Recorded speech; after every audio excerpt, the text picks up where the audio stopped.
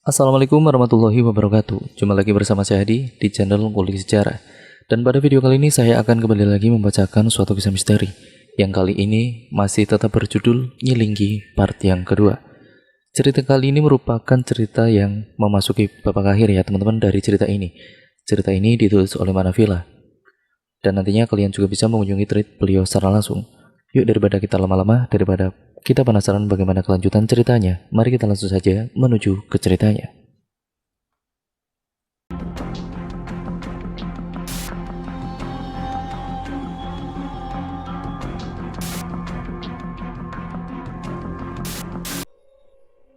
Aku bergidik ngeri melihat kejadian barusan. Seperti tidak terjadi apa-apa, orang itu kembali berjalan memanggilku di belakang. Kakiku sedemikian gemetarnya hingga membutuhkan waktu beberapa menit untuk mampu berjalan lagi. Dengan ngeri, aku berjingkat minggir menghindari sisa-sisa makhluk itu. Walau hancur, tapi dia masih bergerak-gerak lemah. Tapi tiba-tiba kakiku tidak dapat bergerak. Tanpa sadar, aku minggir terlalu dekat ke semak-semak dan kakiku terjerembab akar yang mencuat dari tanah. Dengan panik aku mengibas-ngibaskan akar yang menjepit kakiku tanpa melihatnya. Tapi bukan akar yang kupegang, melainkan sesuatu yang kenyal dan lengket. Aku histeris ketika menyadari yang menahan kakiku adalah seonggok tangan putih pucat. Beberapa pasang tangan putih pucat lain muncul dan menarikku ke semak-semak. Aku berusaha berteriak minta tolong, tapi tenggorokanku tercekat. Aku tidak mampu mengeluarkan suara sedikit pun. Dengan kasar tubuhku ditarik makin ke dalam semak. Kurasakan sesuatu yang basah menempel di telingaku.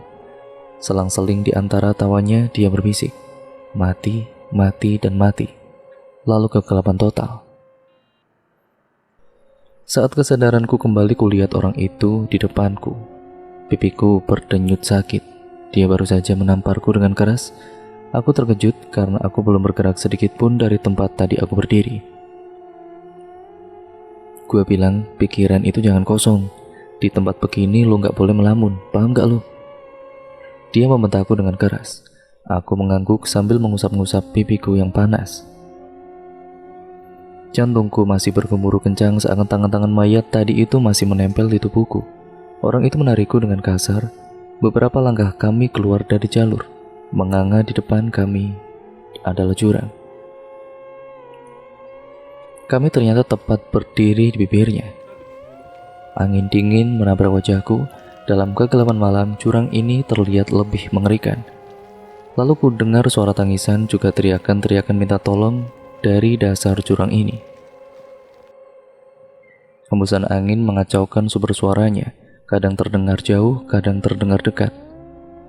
Itu teriakan minta tolong dari pendaki-pendaki yang hilang dan gak pernah ditemuin lagi, katanya. "Mereka salah apa bang?" tanyaku. "Di gunung ini lo gak perlu salah apa-apa. Cukup bengong aja lo bisa hilang. Jangan salah boy. Setan gak cuma bisa nyulik badan lo, mereka juga bisa nyulik jiwa lo. Makanya kalau gue ngomong dengerin," bentaknya lagi. Dia lalu berjalan berbalik sambil kembali menarikku. "Bang, itu tolongin dulu mereka bang," pintaku, tapi dia tetap berjalan kembali ke jalur. "Bukan urusan gua," jawabnya dengan ketus. Sambil berjalan terseret karena tarikannya, aku terus-menerus menoleh ke belakang. Aku iba dengan pendaki-pendaki yang hilang itu. Dalam keberadaanku sekarang ini, aku benar-benar memahami apa yang sedang mereka rasakan. "Mata lo lihat kemana?" bentaknya lagi kepadaku. Ketika menoleh, aku kaget karena wajahku hampir saja menabrak sepasang kaki yang menggantung. Terkejut dan kehilangan keseimbangan, aku pun jatuh terduduk. Kaki itu masih di situ, tercuntai lemah. Mataku membelalak menatap ngeri. Pemilik kaki itu adalah anak kecil seumuran adikku. Lehernya patah terikat tali yang menggantung di sebuah cabang pohon. Aku semakin terkesiap saat menyadari di depanku membentang sebuah tanjakan terjal. Pohon-pohon besar bercabang dengan ranting-rantingnya yang lebat, hingga bulan tidak terlihat sedikit pun. Di setiap dahan pohon-pohon itu terbujur kaku mayat yang digantung. Satu di setiap dahan. Kurasakan dingin memelukku dengan cepat. Aku masih terpaku menatap puluhan pasang kaki yang tergantung itu bergoyang-goyang tertiup angin. "Jalan boy, hormatin orang yang sudah mati," kata orang itu. Aku beringsut di tanah sebelum akhirnya lari mengejar orang itu. Sekilas kulihat tulisan penanda di sebuah pohon, "Papa Tere." Sengaja aku tidak bertanya apapun tentang mayat-mayat yang tergantung itu. Penampakan mayat anak kecil seusia adikku lebih membuatku sedih daripada takut. Dan aku sama sekali tidak ingin mendengar kisah, yaitu kisah sedih tentang masa hidup mayat-mayat itu dulu. Tanjakan ini lebih curam dari yang sebelumnya. Dengan susah payah aku mendaki dari undakan ke undakan. Yang mengherankannya lagi, orang itu belum terlihat lelah sama sekali. Dengan rokok di mulutnya, dia berjalan dengan santai, kadang melompat di tanjakan terjal ini. Tiba-tiba dengan mendadak angin berhenti berhembus. Tidak ada lagi bunyi apapun, seakan seluruh hewan malam itu mendadak bersembunyi. Suasana wingit semakin terasa. Dari atas tanjakan kulihat orang itu memberikan aba-aba padaku untuk diam tidak bergerak. Lalu sayup-sayup terdengar gending-gending gamelan Jawa. Suaranya terdengar mistis. Awalnya terdengar jauh dan pelan. Lama-kelamaan suara itu seakan bergerak mendekat dan semakin mendekat diiringi wangi bunga kantil yang semakin pekat. Yang terjadi selanjutnya adalah membentang di depanku bukan lagi tanjakan terjal melainkan tangga batu. Kabut tipis melayang di puncak anak tangga. Sumber cahaya hanya berasal dari api obor di kanan kiriku. Gending gamelan tadi terdengar jelas sekarang. Sumbernya ada di ujung tangga ini. Tapi aku tidak bisa melihat apapun. Selain tangga batu ini, sekitarku hanyalah kabut kelabu. Aku panik saat menyadari aku berdiri di sini seorang diri. Orang itu tidak ada dimanapun. Tubuhku langsung bersimbah keringat dingin di situ. Aku terjatuh di atas lututku. Kakiku yang gemetar terlalu lemah untuk berdiri, dan bau bunga kantil itu datang kembali. Dengan kedua tangan aku menyeret tubuhku ke samping, kakiku sudah benar-benar lemas. Tujuanku secepatnya bersembunyi di balik tirai kabut sebelum pemilik wangi bunga kantil itu muncul. Ternyata tertutup dalam kabut adalah hutan. Tubuhku beringsut di balik pohon terdekat, napasku kembang-kembis tidak beraturan. Aku membuang muka, tidak ingin membayangkan makhluk-makhluk apa yang ada di dalam sana, dan kembali fokus melihat punggung orang itu yang berjalan di depanku. Suasana sekitar hening mencekam, tidak ada satupun bunyi suara binatang malam ataupun binatang hutan. Kabut tipis melayang rendah di antara pohon-pohon cantigi. Lalu mendadak kita sampai di tepi hutan. Orang itu berdiri dan berhenti. Dia memberiku aba-aba untuk mundur beberapa langkah dan bersembunyi di balik semak-semak. Di depan kami menghampar tanah lapang yang sangat luas. Aku tidak tahu seberapa luasnya karena tertutup kegelapan dan tirai kabut. "Boy, kita udah sampai. Mulai dari sini lu jalan sendiri. Ingat untuk apa lu jauh-jauh ke sini kan?" Orang itu membuka pembicaraan. Iya bang, ngambil pembalut yang dibuang Ayumi," kataku. "Jalan lurus saja, jangan bikin keributan, jangan narik perhatian. Jangan sampai Nyilinggi tahu keberadaan lu." Aku mengangguk mengerti, tapi bukannya Nyilinggi ini baik bang. Kan dia yang nolong waktu ada kalong wewe, tanyaku. Gua jelasin ya, Nyilinggi yang kasih syarat untuk ambil lagi sampah sialan tadi. Dia yang bikin lu sampai naik ke sini boy, jawab orang itu. Ada maksudnya kenapa dia nolong lu tadi itu. Dia mau lu sampai istananya tanpa luka apa-apa. Gimana maksudnya bang? Tanyaku masih tidak mengerti. Syarat itu cuma akal-akalan aja boy. Nyilinggi itu mau ngudu mantu. Ngerti gak lu? Dia itu mau ngawinin, bisiknya. Siapa yang mau dikawinin bang? Aku masih tidak paham arah pembicaraannya. Ya elu boy. Bagai tersambar petir aku mendengar jawabannya. Jadi aku dengan lugu masuk perangkap. Tubuhku sontak menggigil. Orang itu mengeluarkan rokok dari kantongnya, menjepit di mulutnya, lalu membakarnya. Asap tipis mengepul dari bibirnya, aku terpana. Dalam keadaan begini, bisa-bisanya dia merokok dengan tenang. Lalu kesadaran menghantamku. Aku beranikan diri bertanya kepadanya. Jadi abang nganter saya ke sini biar saya bisa dikorbanin, bang? Dia dengan kurang ajar mengembuskan asap rokoknya ke wajahku. Gua ada di sini untuk mastiin lu naik dengan selamat, untuk ngambil sama sialan itu biar temen lu bisa ketolong, dan mastiin lu turun dengan selamat, jawabnya dengan tenang. Ya karena cuma lu yang bisa nolong temen lu, dan cuma gua yang bisa nolong elu. Iya maaf bang, aku menyesali keraguanku. Sekarang lu jalan, lurus aja ke depan, kalau udah ketemu samanya lu bungkus dengan kain putih yang lu bawa itu. Langsung balik ke sini, perintahnya.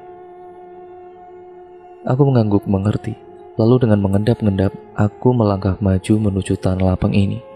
Kabut bagaikan punya nyawa sendiri. Bergerak-gerak pelan tanpa ada angin, semakin jauh aku melangkah, kabut itu benar-benar semakin tebal. Sementara di kejauhan tampak siluet hutan dan bayangan gelap bangunan istana Nyilinggi. Aku terkesiap saat mataku melihat sesuatu di balik kabut di depanku. Dalam diam aku berhenti lalu berjongkok sambil mataku tetap memandang siluet di dalam kabut itu. Pelan aku menyeret kakiku bergerak mendekat, keringat menetes di dahiku. Semakin dekat bayangan itu mulai terlihat semakin jelas. Nampak seperti gundukan sesuatu. Saat akhirnya kabut tersibak, aku terkejut mendapati apa yang aku lihat. Itu adalah kuburan baru, nampak dari tanahnya yang masih merah dan juga gembur. Di atasnya tergeletak begitu saja, tampaknya adalah pembalut yang kemarin dibuang Ayumi. Dari pembalut itu merembes darah segar berbau anyir. Lelehan darah itu mengalir ke bawah hingga akhirnya membuat kenangan darah di batas kabut. Tubuhku benar-benar mengejang membaca nama yang tertulis di nisan kuburan itu. Nama Ayumi tertulis jelas di sana. Lengkap dengan tanggal lahirnya, bulu kuduku berdiri melihat tanggal kematiannya adalah tanggal hari ini. Dengan tangan gemetar, ku keluarkan kain putih dari kantong celanaku. Ku angkat pembalut yang masih terus meneteskan darah itu dan segera ku bungkus dengan kain tadi. Seiring kabut yang semakin menipis, sudut mataku menyadari ada sesuatu yang bergerak-gerak. Aku berteriak histeris dan jatuh terduduk saat kabut menyibakkan tirainya. Nampak sesosok makhluk yang sedang menjelati darah di tempat kenangan tadi. Wajahnya penuh darah. Lidahnya benar-benar memanjang, dan itu terjulur. Tangan dan kakinya menekuk seperti kucing. Rambut panjangnya lepek dan matanya menatap lurus ke arahku. Dengan kaki gemetar aku beringsut mundur dengan perlahan. Sebisa mungkin tidak membuat gerakan mendadak, mata makhluk itu terus saja menatapku yang dengan pelan bergerak mundur. Tapi dia tetap di sana, lidahnya sudah berhenti menjelati darah, tapi dia tetap berada di sana. Lalu kurasakan sesuatu yang lembut tersentuh punggungku. Aku langsung berhenti dan dengan tegang menengok ke belakang. Tubuhku membeku berdiri tepat di belakangku dengan rambut terurai panjang hingga ke tanah. Nyilinggi. Tubuhku menggigil tidak terkendali. Tidak sedikit pun aku mampu bergeser. Makhluk itu terus menatapku, wajahnya yang penuh darah nampak berkilat saat tertimpa cahaya bulan. Di belakangku, jubah hitam Nyilinggi nampak bergoyang tertiup angin. Dari sudut mataku kulihat tangannya bergerak hendak meraihku. Tidak mampu bergerak, mataku membelalak dengan ngeri saat jari jemarinya itu yang pucat menyentuh pundakku. Dengan kalut aku mencoba mengingat doa apa saja, tapi pikiranku yang panik tidak mampu mengingat satu doa pun. Aku mampu menguasai lagi tubuhku saat ku dengar bunyi kepakan sayap lewat di telingaku. Seekor gagak hitam terbang di antara aku dan Nyilinggi, lalu hinggap di atas nisan kuburan Ayumi. Sebuah siluet hitam muncul mendadak di depanku. Tidak mampu menghindari, aku terjatuh berguling-guling di tanah. Aku langsung bangkit dan waspada. Mataku nyalang melihat sekeliling, berusaha mencari sosok Nyilinggi dan makhluk darah tadi. Mereka tidak terlihat di mana-mana. Sekelilingku hanya kabut tebal tidak juga terdengar suara apapun.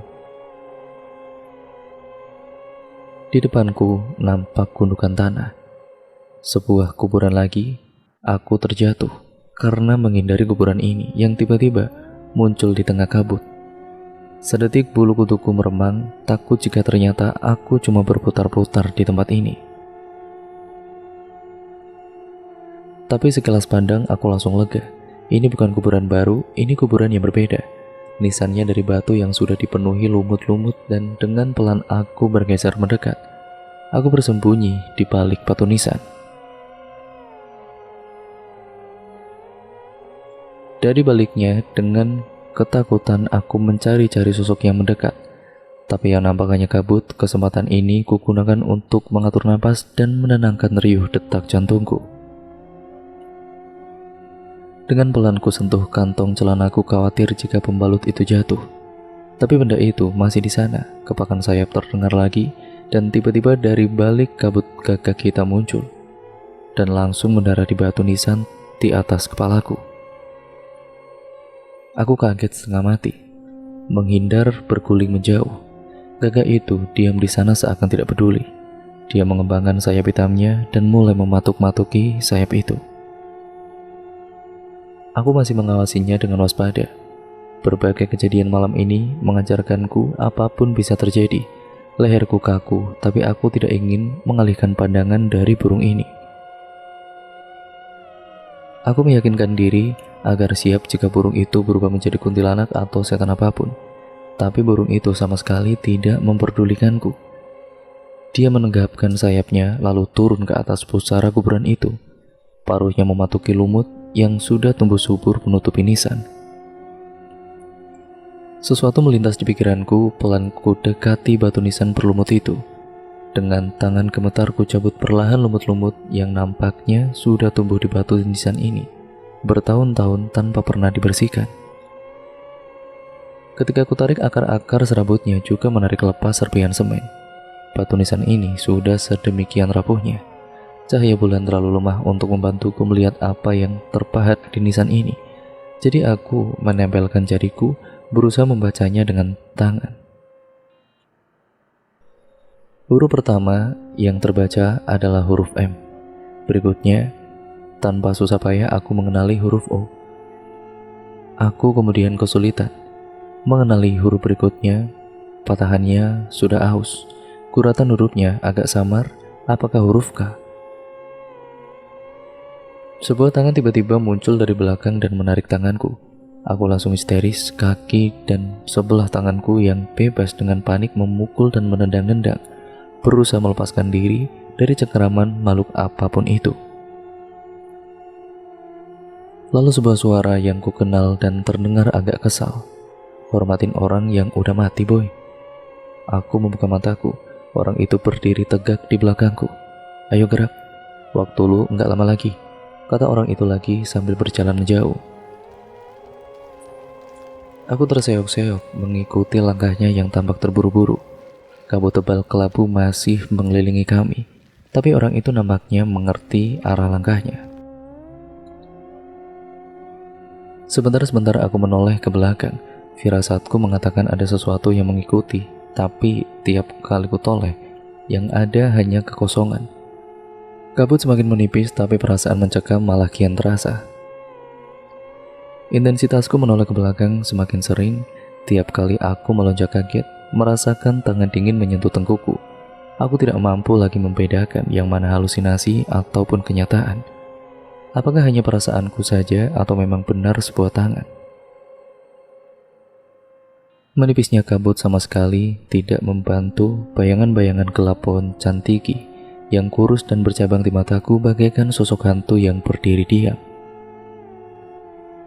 Berkali-kali aku terjatuh, tapi orang itu menengok pun tidak.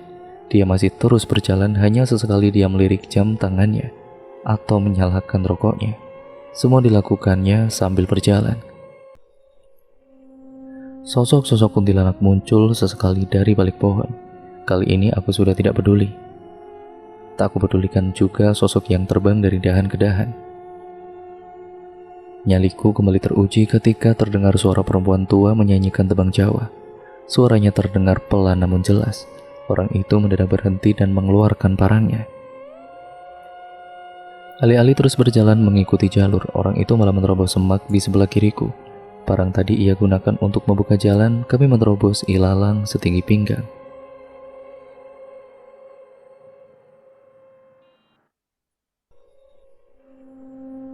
Di beberapa tempat ilalang itu bahkan melebihi tinggi tubuhku. Sebuah tangan menjulur dari balik semak. Tapi dengan entengnya orang itu mengayunkan parangnya dengan cepat, tangan itu pun putus dan berubah menjadi kabut. Seiring jalan, juluran tangan itu semakin banyak. Mereka tidak hanya muncul dari balik semak-semak, tapi juga dari bawah tanah. Di depanku, di balik semak-semak nampak pohon tua yang sangat besar. Kulit kayunya berwarna putih, sulur-sulur panjang mirip rambut jatuh di sana-sini dari dahan raksasanya. Yang pertama kulihat adalah pocong yang muncul dari balik pohon itu. Jantungku berdesir pelan, tapi aku pasrah. Menyadari aku tidak bisa lagi lari dengan kaki seperti ini. Berikutnya adalah kuntilanak, ada yang duduk sambil menggoyangkan kaki, ada yang menggantung dengan kepala di bawah.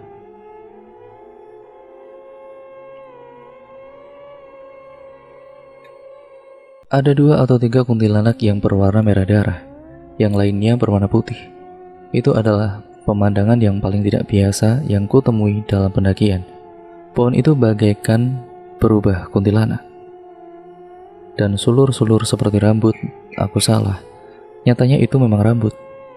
Mataku mengikuti arah pandang orang itu. Di pucuk pohon tua tadi berdirilah Nyilinggi.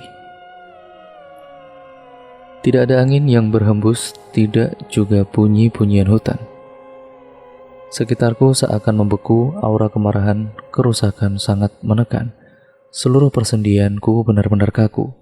Aku bahkan tidak mampu menoleh sama sekali. Mataku terpaku, tanpa mampu berkedip melihat Nyilinggi melayang turun. Orang itu masih berdiri di tempatnya, tapi kini dia agak mundur dan bergeser menghalangi pandanganku pada Nyilinggi. Aura mistis kurasakan semakin menjadi-jadi. Tubuhku menggigil hebat.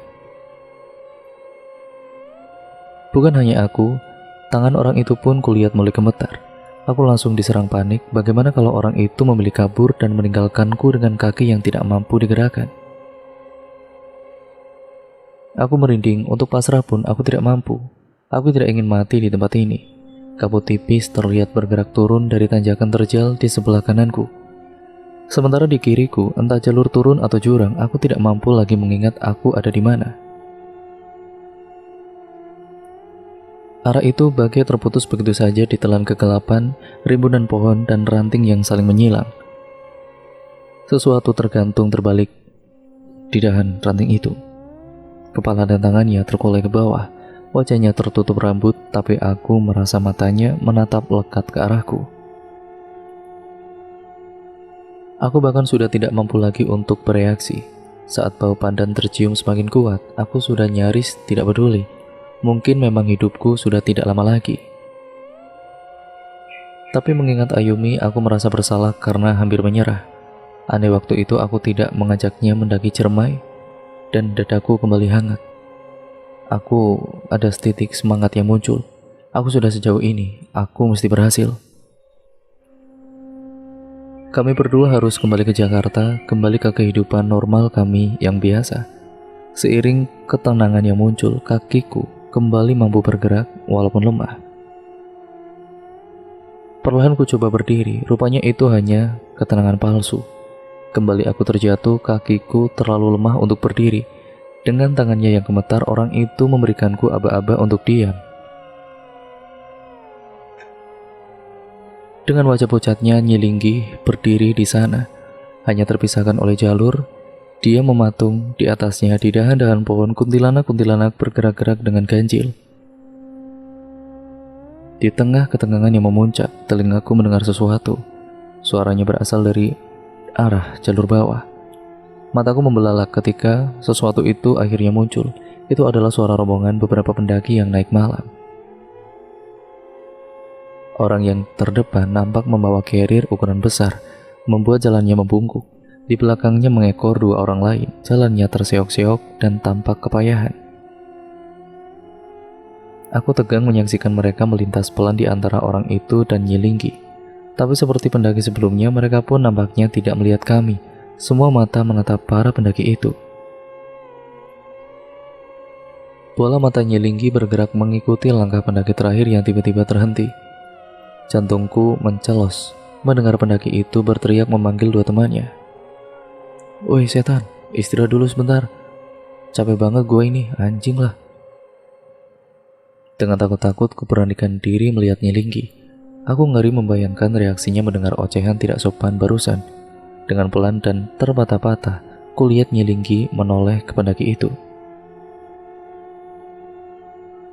Matanya merah dan jelas nampak marah. Aku komat kamit berdoa supaya pendaki itu segera pergi. Tapi dia masih diam di sana. Tangannya bertumpu pada trekking pole. Dia kelihatannya sedang mengatur napasnya yang kembang-kempis. Dua temannya berdiri menunggu tidak jauh di atasnya. Salah seorang berteriak, "Tanggunglah, sedikit lagi. Nanti ngecamp di tanjakan Seruni aja." Seorang yang lain menambahkan, "Udah gue bilang, lebih enak lewat Palutungan kalau naik. Turunnya baru lewat Linggarjati. Lu ngeyel kalau dibilangin."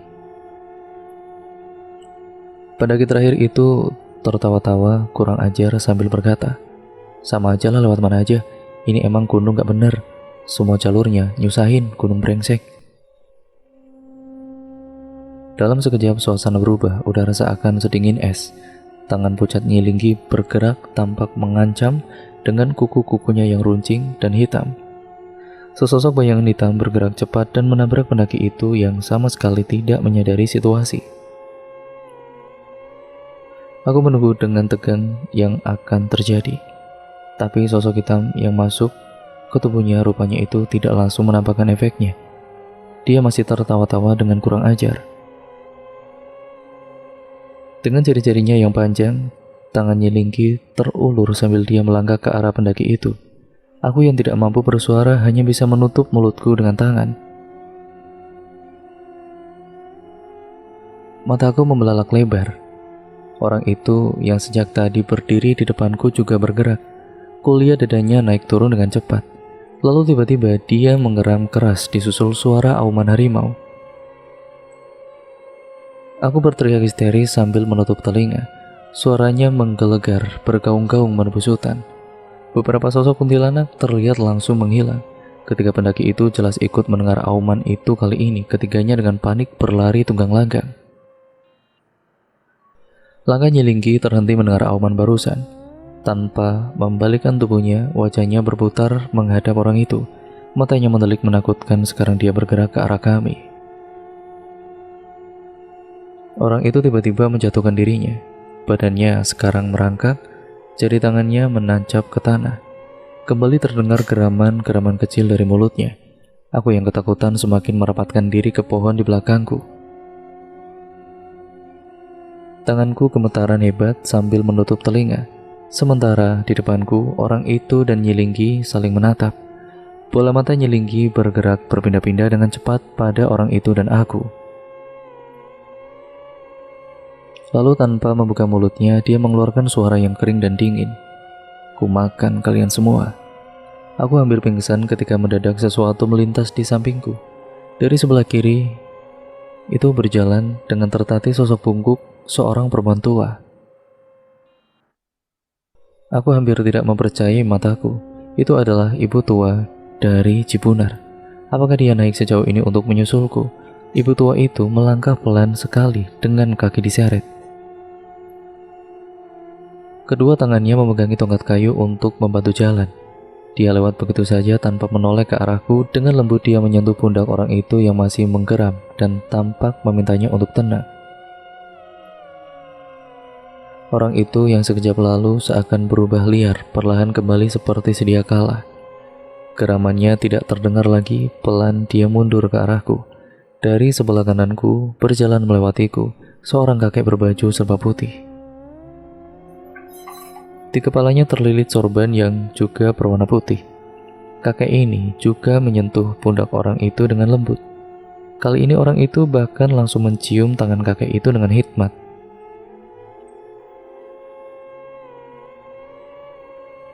Nyilinggi tampak melayang sejengkal dari tanah. Wajahnya yang pucat tampak semakin pucat. Bola matanya bergerak-gerak liar. Sebuah suara terdengar marah. "Kalian." Ibu tua itu menatap Nyilinggi, lalu dengan tenang memperhatikan sekeliling.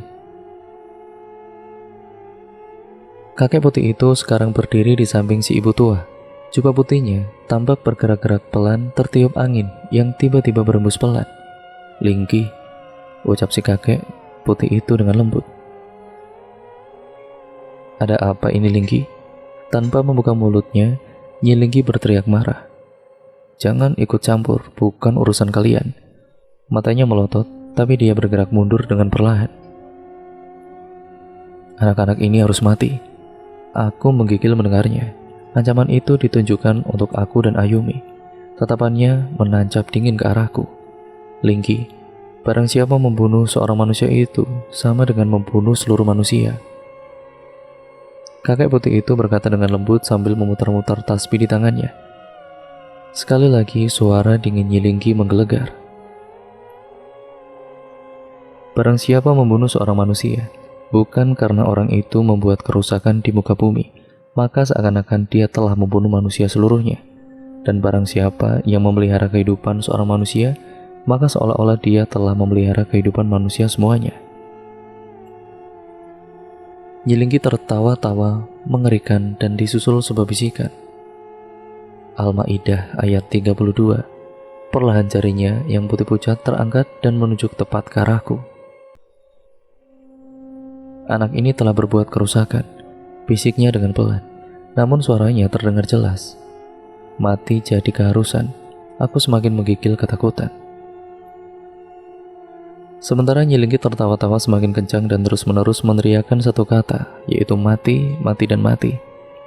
Kedua orang tua itu kudengar mengulang-ulang istighfar sambil tidak henti memutar tasbih.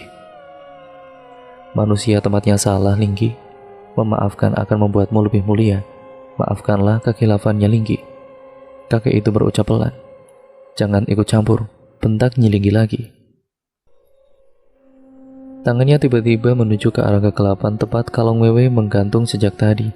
Mataku membelalak lebar, tiba-tiba saja wajah kalong wewe tadi sudah ada di depanku.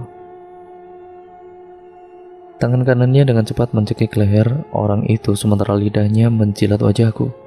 Aku menjerit ngeri melihat belatung bergerak-gerak di dalam mulutnya. Secepat kemunculannya, secepat itu juga hilangnya. Sabetan tasbih ibu tua hanya memukul ruang kosong. Kalong wewe itu sudah hilang diiringi suara cekikikan yang membahana dalam kegelapan. Orang itu terbatuk-batuk hebat sambil memegangi lehernya yang sekarang tampak menghitam.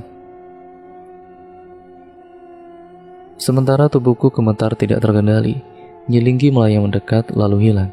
Sosoknya muncul di balik pohon tua itu. Sebentar kemudian hilang, sosoknya muncul lagi di atas dahan dan hilang.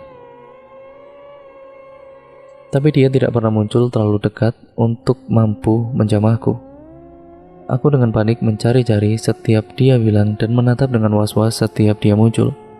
Tapi dimanapun dia muncul, matanya selalu terpaku menatapku tanpa ekspresi.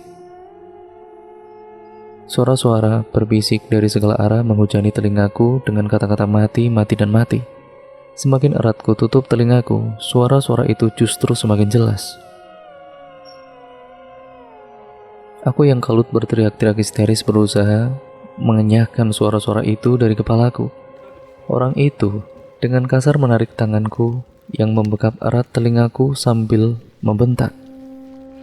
"Istighfar, ingat Tuhan. Lu orang Islam bukan?" Mataku membelalak menatap orang itu.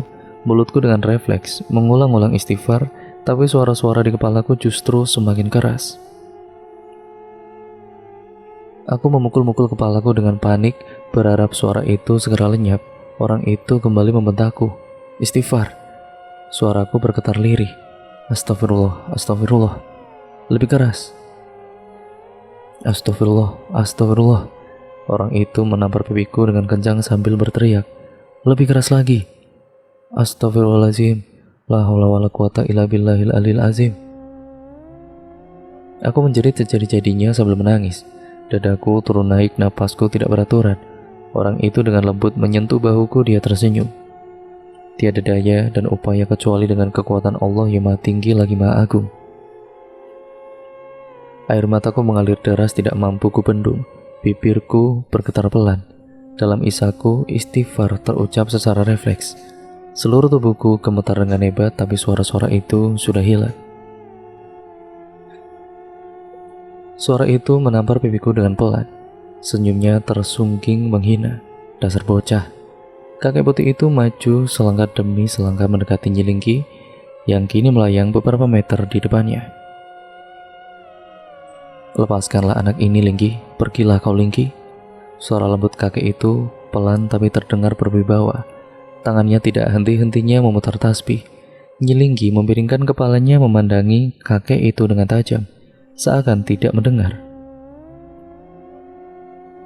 Dia tersenyum dan terus-menerus berkata, "Ya," dengan datar. Sebuah kata yaitu mati, mati dan mati. Aku kembali meremas telingaku ketika tiba-tiba terdengar suara lengkingan yang memekakan. Sosok menjijikan kalong wewe berdiri tidak bergerak tepat di depan ibu tua. Tangannya yang penuh borok itu dan berkuku tajam tergantung di udara. Di depannya, dengan mata terpejam, ibu tua tampak berkomat kamit tanpa suara. Semakin cepat ibu tua itu memutar tasbihnya, makhluk itu menjerit semakin keras. Ketika akhirnya ibu tua itu membuka mata, diiringi jeritan kesakitan, makhluk itu terbakar habis menjadi abu. Nyilinggi melihat kejadian itu dengan diam. Kemarahan nampak dari tangannya yang bergetar. Aura murkanya meledak dalam keheningan. Perlahan bibirnya yang selama itu tertutup kini pelan-pelan terbuka. Sebuah kalimat yang dia katakan berikutnya langsung membuat kakek putih itu waspada. Nyawa bayar nyawa. Kakek putih itu tampak mengatakan sesuatu kepada ibu tua. Dengan hikmat, ibu tua itu mendengarkan, disusul dengan anggukan. Perlahan dia menoleh pada orang itu yang sedang memegangi lehernya yang menghitam. Tanpa mengatakan apapun, dia hanya mengangguk. Tapi nampaknya orang itu pun mengerti. Dia memampahku untuk berdiri. Rupanya kami diminta untuk segera turun dan meninggalkan kakek putih itu dengan Nyilinggi. Sebelum pergi, kulihat ibu tua itu mencium tangan si kakek. Dengan lembut kakek putih itu pun menepuk pundaknya. Disusul orang itu yang tidak hanya mencium tangan, tapi juga bersimpuh andai saja tidak ditahan oleh si kakek. Dan seperti juga kepada ibu tua, kakek itu pun menepuk pundak orang itu. Tinggal aku yang tidak tahu harus berbuat apa. Akhirnya aku pun mengikuti keduanya mencium tangan kakek putih itu. Tangannya begitu lembut dan harum, dengan hanya menciumnya membuatku merasa aman. Sambil membelai rambutku, ku dengar dia berbicara dengan pelan. "Kamu pulang. Jadikan ini sebagai pelajaran. Jaga tingkah laku dan tutur kata dimanapun kamu berada." Aku mengangguk pelan mendengar kata pulang, tanpa sadar air mataku mengalir. Dia menepuk-nepuk pundakku dan mempersilahkanku untuk pergi. Terlalu segan untuk menatap wajahnya. Dengan menunduk, aku menjauh dan mengucapkan salam.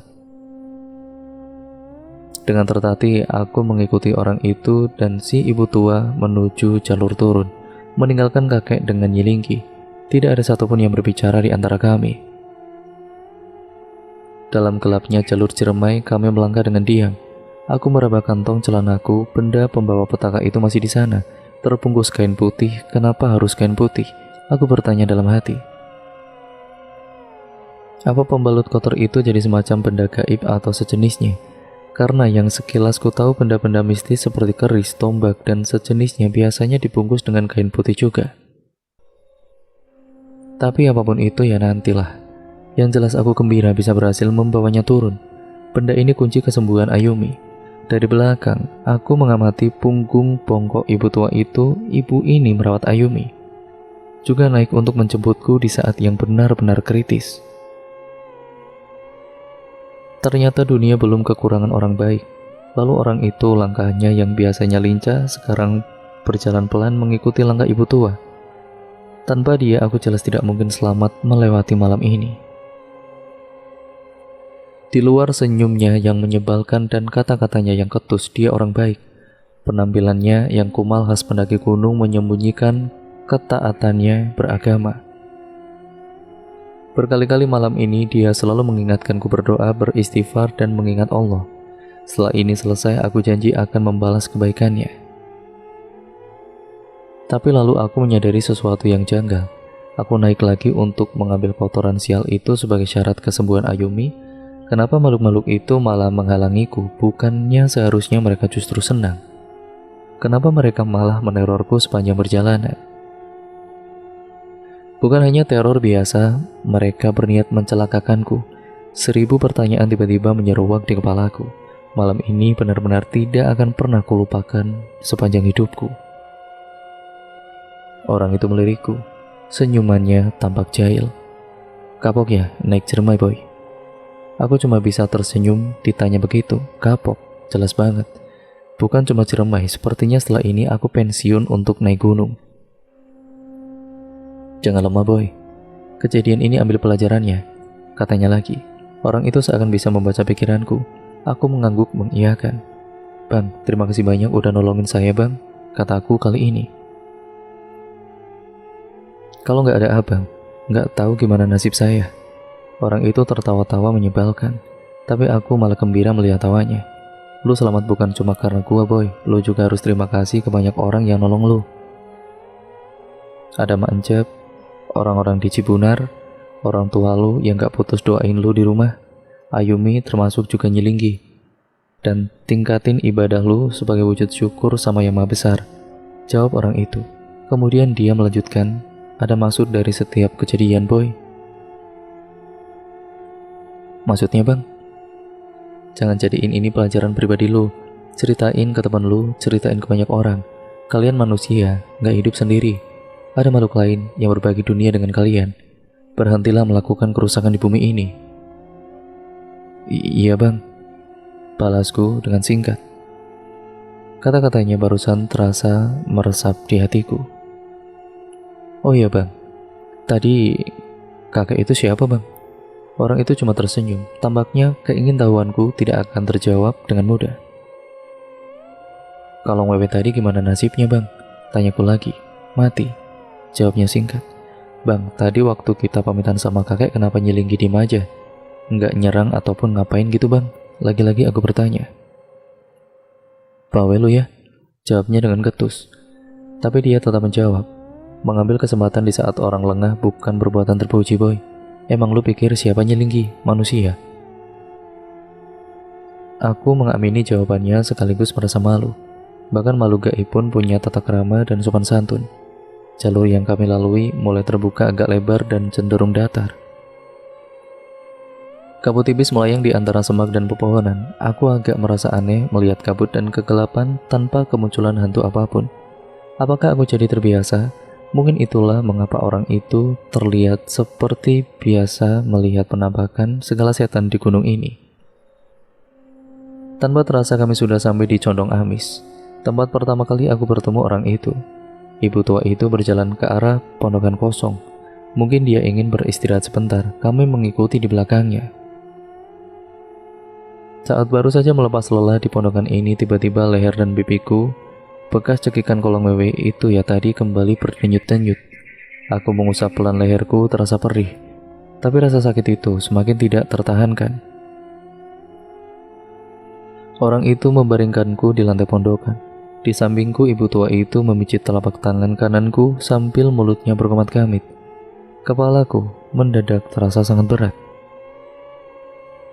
Kudengar orang itu berbicara kepadaku tidak seperti biasanya, suaranya terdengar lembut. Boy, sering-sering tengokin gua di sini ya. Kulihat orang itu melepas pin dari karirnya dan meletakkannya di tangan kiriku. Aku hanya bisa menggenggamnya tanpa bisa melihat. Pandanganku mulai kabur. Hal terakhir yang kuingat adalah gema azan subuh.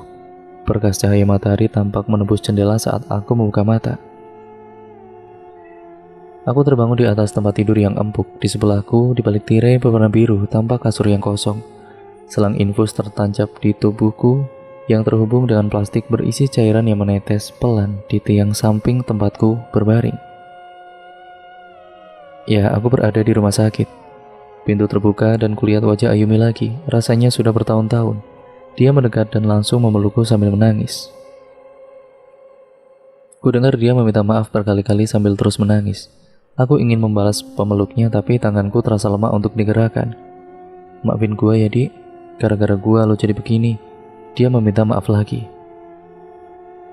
Aku tersenyum sambil mengangguk. Yang penting kita selamat. Siapa yang bawa gua ke sini yuk? Nggak tahu juga dik, gua juga bangun-bangun udah di sini, jawab Ayumi. Aku teringat lagi dengan sosok ibu tua. Diam-diam aku sungguh berterima kasih.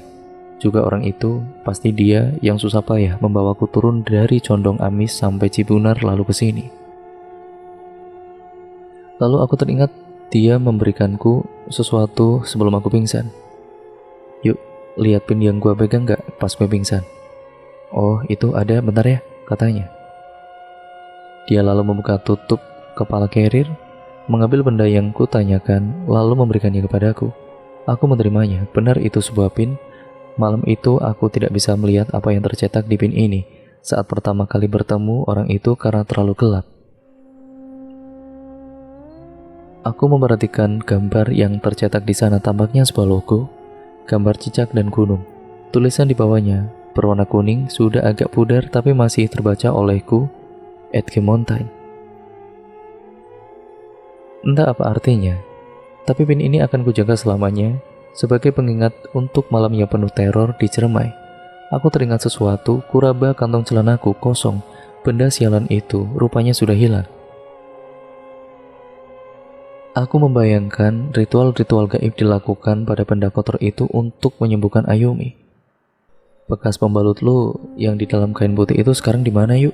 Tanyaku karena tetap penasaran.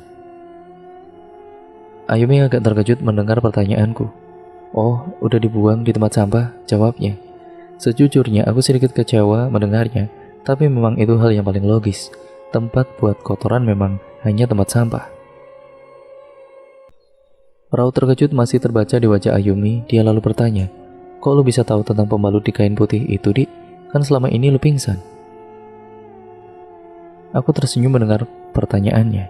Teringat berapa dan betapa horornya perjalanan malam itu demi mengambil lagi benda sialan tadi. Ada rasa bangga dan sedikit merasa jadi pahlawan karena bagaimanapun aku berhasil menyelamatkan Ayumi. Lalu pertanyaan Ayumi yang membuatku terdengar agak konyol dan lucu. Kok gue bisa tahu tentang pembalut di kain putih? Ingin rasanya menepuk dada dan menceritakan semuanya. Wajah terkejut Ayumi masih belum hilang, dan matanya tampak penasaran. Lalu sebuah senyum menggambang di wajahnya. Dia lalu berkata, padahal selama ini lu pingsan Dik, tapi ya sudahlah. Setelah malam itu kayaknya gua gak bakal kaget kalau dengar hal-hal aneh lagi. Dan dia meneruskan, nanti deh gua ceritain perjalanan gua ngambil pembalut itu malam-malam di Ciremai. Nanti gua ceritain tentang Nyilingki, Kalong Wewe, Abang Moka. Nanti kapan-kapan kita kesini lagi ya. Mak Jab terus-terusan ngerawat dan menjaga lu selama lu pingsan dan kesurupan. Kita banyak utang budi sama dia. Dan cerita pun akhirnya selesai sampai di sini ya teman-teman. Terima kasih untuk kalian semua yang sudah menyimak video kali ini dan cerita kali ini. Untuk kalian yang belum menonton part yang pertama, kalian harus tonton part yang pertama dulu agar kalian mengerti keseluruhan alur ceritanya ya teman-teman.